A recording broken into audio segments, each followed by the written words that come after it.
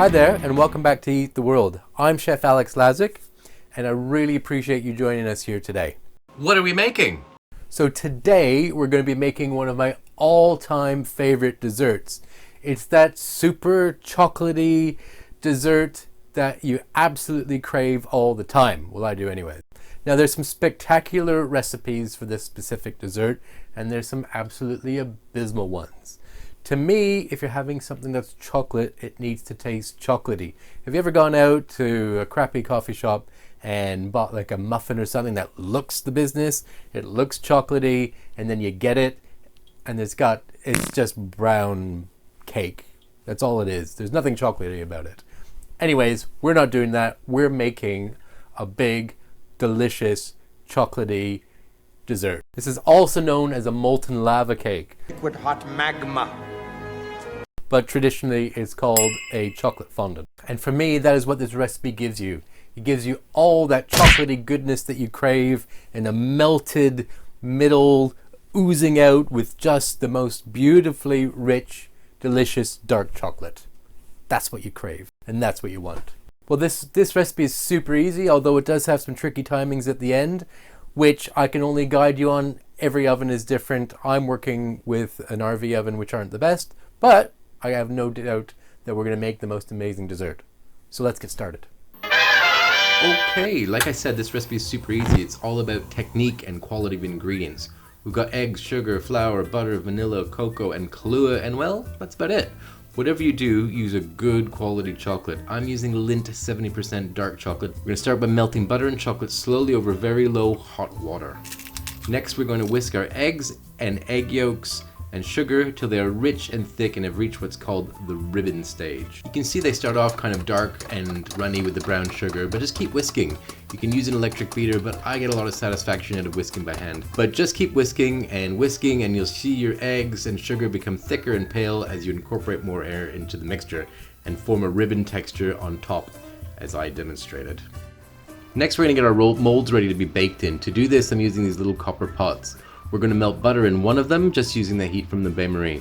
But you can use anything oven safe.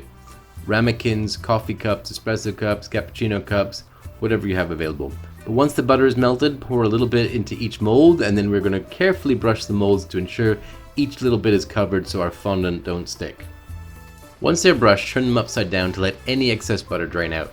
This is important as we're going to dust them with cocoa, and you don't want the cocoa to be too thick.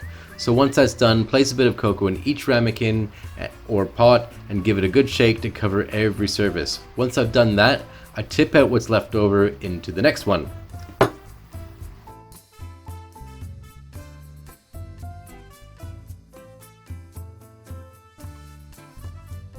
Now let's finish our batter. We're going to add a good quality vanilla to the egg mixture along with some Kahlua.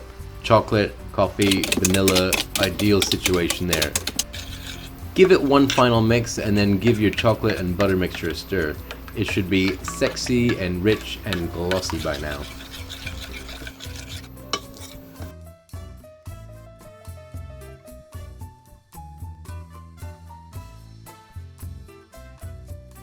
Once that's done, we're going to slowly start incorporating our egg mixture into the chocolate to start combining the two as so. And then we are going to fold in the chocolate mixture into the egg mixture. Now we want to make sure we get every last little bit of that chocolate out of there, and then we're going to fold. You can see I'm doing a little bit of whisking at first, but then we're going to use our spatula to maintain the integrity of those air bubbles.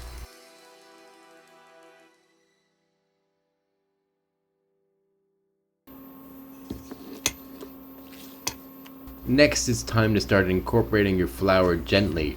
You're going to continue using your spatula. Now you don't really want to overwork it, but you also want to make sure that you get all of the flour bits well incorporated. Sifting your flour is probably not a bad idea. As you'll see, one of my fondant at the end, of course after I'd baked it, I had a tiny little bit of unincorporated flour in the mix. Not a huge deal, but just make sure it's well mixed. And when it's done, it'll look like this. Next, you can start filling up your molds. Spoon them up almost to the top. If you have a piping bag, that would probably be faster. I got frustrated watching myself do it slowly after I filmed it. So yeah, I sped it up a little bit here because I got a bit bored of it. Now once they're filled, you can refrigerate them for at least 30 minutes. I usually like to make a big batch and freeze what I'm not going to use. Then they are super quick and easy to pull out of the fridge, or pull out of the freezer for a fancy last minute dessert. All you need to do is wrap them up with some cling film and stick them in your freezer and pull them out maybe an hour before you're ready to bake them. Now, in the oven they go. Now, as I said, baking times will vary, so you need to babysit these until you see exactly how your oven works. Now, you'll see I pulled this one out too early. It's kind of soft on top, and you can tell it would never hold its shape if you flipped it out. It needs to be firm enough on the sides and on the top, but still runny in the middle. Stating when these are overcooked. So if they're not quite ready, put them back in for another minute or two and then check them again. When they are ready, run a knife around the inside of the mold and flip them out carefully onto a plate, and then you can plate them up, making sure you have a nice clean presentation. I love serving these with some whipped cream and some fresh berries, but serve it with whatever you like, creme anglaise or whatever, ice cream, anything that you like. This is going to be a superstar dessert that everyone is going to love. Sexy.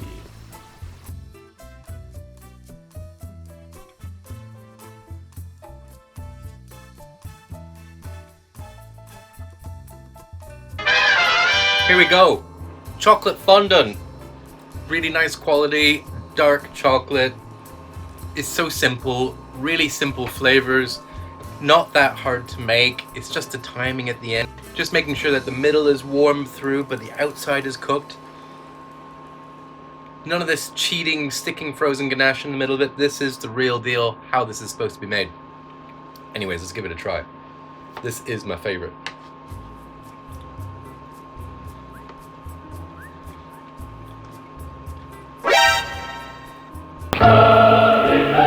That's everything you want in a chocolate dessert. It's so chocolatey. There's so many levels of texture in this as well. Cakey. Anyways, I'm not going to go into it, but this is beautiful. Really simple to make. You should give it a try. Hope you enjoyed this, and we'll see you soon. Chocolate fondant.